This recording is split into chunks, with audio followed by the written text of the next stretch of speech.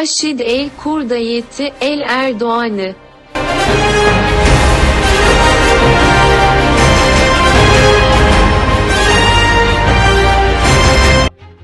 Orta Doğu'da ülkelerin resmi ordularının dışında iktidara ve bazı güçlere bağlı ordu ve yapılar bulunuyor.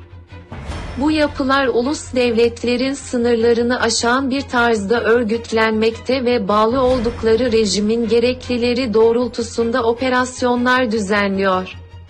Paralel yapılar, çoğu zaman ülkenin resmi ordusunun da önünde geliyor. İran'a bağlı olan Kudüs gücü, Irak'ta faaliyet gösteren Haçlı Şabi ve Türkiye'nin paramiliter gücü olarak çalışan Sadat bu duruma örnek gösterilebilir. Kapitalist sistem ve egemen ulus devlet mantığı ile ortaya çıkan paramiliter ve kontra güçler bölgede tartışma konusu haline geldi. Bu tür gayri resmi yapılar, ulus devletin anayasasına aykırı olmasına rağmen iktidar tarafından korunuyor. İktidara bağlı gayri nizami yapılar kriz zamanlarında ortaya çıkarak toplumsal olayları provoke ediyor. Önde gelen isimlere saldırıp suikast düzenliyor. Örneğin 2014 yılında IŞİD, Irak'ın 3. büyük şehri Musul'a saldırdığında orada sadece Irak ordusu vardı. Ancak ordunun kurşun sıkmadan ve en gelişmiş Amerikan silahlarını kullanmadan tüm silahları IŞİD teslim etti, Musul halkını, Hristiyan ve Ezidi halkını katletti. Bunun temel sebebi, Orta Doğu devletlerinin içindeki kurumsal mekanizmaların yok edilmesidir. Güvenlik kurumlarında halkların çıkarlarını esas alan bir mantığın yerine mezhepçi ya da ırkçı bir çizgi egemendir. Aynı zamanda rejim ve devlet seçkinleri otoriterliğe ve diktatörlüğe doğru ilerlemekte, ulusal orduya inanmamakta ve muhaliflerini engellemek için kendilerine yakın olan ordular kurmaktadırlar. Orta Doğu'da öne çıkan paralel güçlerin bazıları şöyle: İran Devrim Muhafızları Ordusu Kudüs gücü, 1988 yılında bağımsız bir güç olarak İran'da Irak'a karşı kurulmuştur. İran dışında muharebe ve istihbarat amaçlı özel harekatlarda kullanılan bir kuvvettir. Kudüs gücünün 15.000 özel eğitimli askeri olduğu tahmin edilmektedir.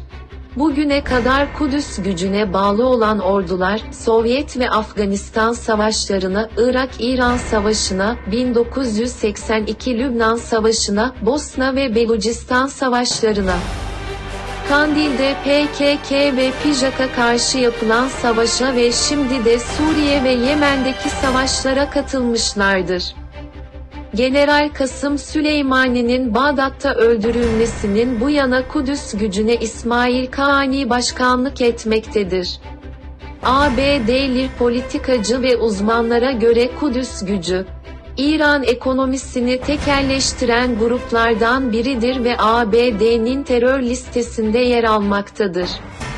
Yine, ABD ile İran arasında nükleer pazarlıklar hususunda yaşanan anlaşmazlığın temel nedenlerinden biri Kudüs gücünün yetkisi ile bağlantılıdır.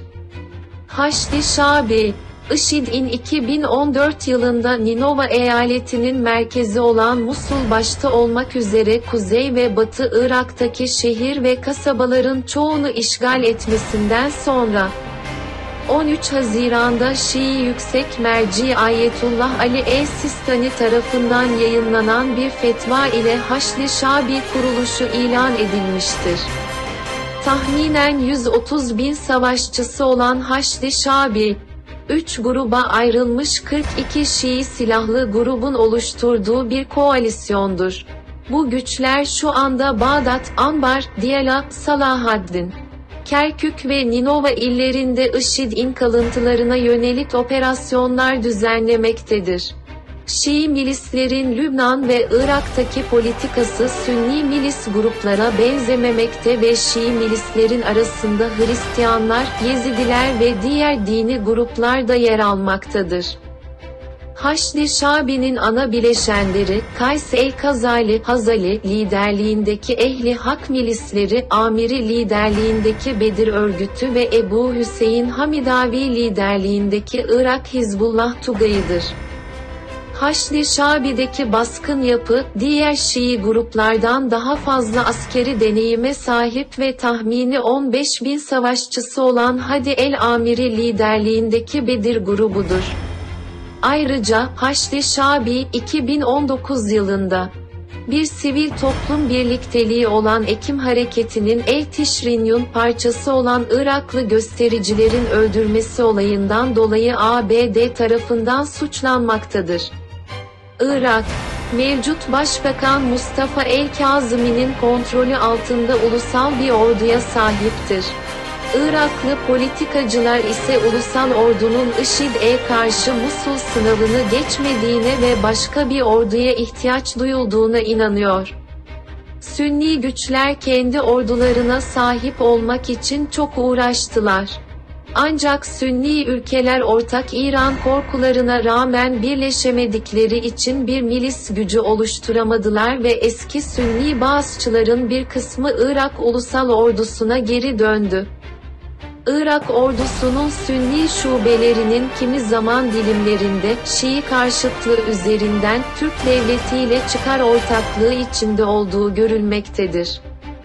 Recep Tayyip Erdoğan'ın Irak'taki politikası mezhep odaklıdır ve Şiilere karşı olan ya da Şii fobisi olan herkes Erdoğan'dan medet ummaktadır. Fakat Recep Tayyip Erdoğan ve Hakan Fidan, Sünni Araplar arasından çıkarılabilecek bir milis gücünün zeminini bulamadılar.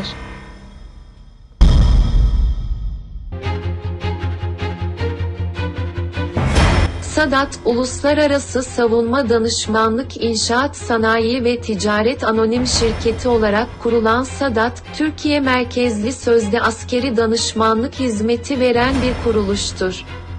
Şirket, 28 Şubat 2012 tarihinde emekli Tuğgeneral Adnan Tanrıverdi tarafından kurulmuş olup uluslararası alanda askeri eğitim, savunma danışmanlığı ve mühimmat alımı gibi hizmetler sunmaktadır. Şirketin merkezi İstanbul'da yer almaktadır. Sadat'ın örgütsel yapısı hakkında fazla bilgi bulunmamaktadır. Türkiye tarihinde bu tür organizasyonlar vardır ama Sadat vakası oldukça farklı bir duruma işaret etmektedir. Zira Türkiye tarihinde ilk kez rakip politikacılar ve hatta mafya ya da çete liderleri bir şirketten bahsetmektedir. Eskiden birkaç Türk kontrgerilla grubunun varlığı dolaylı olarak bilinir ama tek amaçları Kürtleri öldürmek olan bu gruplardan kimse bahsetmezdi. Şimdi yurt dışında bulunan mafya lideri Sedat Paker, Türk hukukunda bile terör örgütü olarak kabul edilen El-Nusra'ya Sadat aracılığıyla silah gönderdiğini itiraf etti. Erdoğan'a bağlı Türk yargı sisteminin, Cumhuriyet Halk Partisi'nin, CHP önde gelen isimlerinden Canan Kaftancıoğlu'nun tutuklanmasına karar vermesinin ardından, CHP kurmayları Sadat şirketinin kapısına giderek mevcut iktidara meydan okudu. Mafya lideri Sedat Paker ve CHP Başkanı Kemal Kılıçdaroğlu'nun açıklamalarına göre Sadat'ın görevi Suriye ve Libya'daki İslami terör örgütlerine silah göndermek ve onları eğitmektir. Her iki kaynağa göre, Sadat'ın Türkiye içindeki görevi ise Erdoğan rejiminin yenilmesi durumunda kitlesel gösteriler ve seçimler sırasında Erdoğan'ın gücünü korumaktır. Bu amaçla çoğu aşırı İslamcılardan oluşan bu paramiliter şirketin, Erdoğan karşıtı kişilere suikast düzenlemek için özel ekipler kurduğu iddia edilmektedir. Buradaki en önemli nokta laik Türk Anayasası'na göre, başta dini kimliğe sahip olanlar olmak üzere Türk ordusu ve MİT dışında hiçbir kurum herhangi bir askeri faaliyet içinde olamaz. Erdoğan'ın eski danışmanlarından olan ve aynı zamanda Sadat'ın kurucusu olan Adnan Tanrıverdi, İslami bir anayasayı, İslam ülkelerinin birliğini ve bir İslam ordusunu savunuyor. Bunların IŞİD'in hedeflerinden farklı olduğunu söylemek ise mümkün değildir.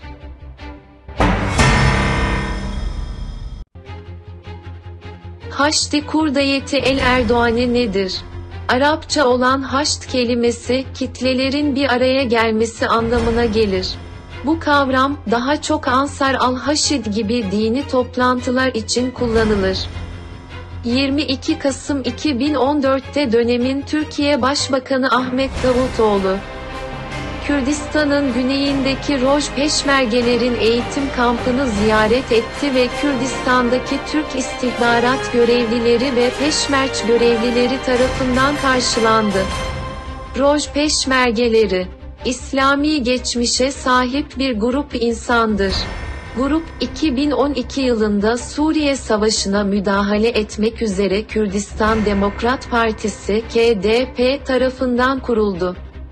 O zamanlar ve şimdi, KDP ve Türkiye tarafından desteklenen ENKS adlı bir Kürt grup, Erdoğan'ın Suriye'deki hedefleri için çalıştı. Davutoğlu'nun 2014 yılındaki Güney Kürdistan'ın Diana kampına yönelik ziyareti esnasında, Türk ordusunun, jandarmasının ve istihbarat elemanlarının peşmergeler eğittiği görülmüştür. Başbakan Ahmet Davutoğlu'nun bu ziyareti, KDP peşmergelerinin tüm kollarının Türk devletinin denetimi altında yetiştirildiği ve Erdoğan'a yakın amaçlar için kullanıldığı konusunda hiçbir şüpheye yer bırakmadı.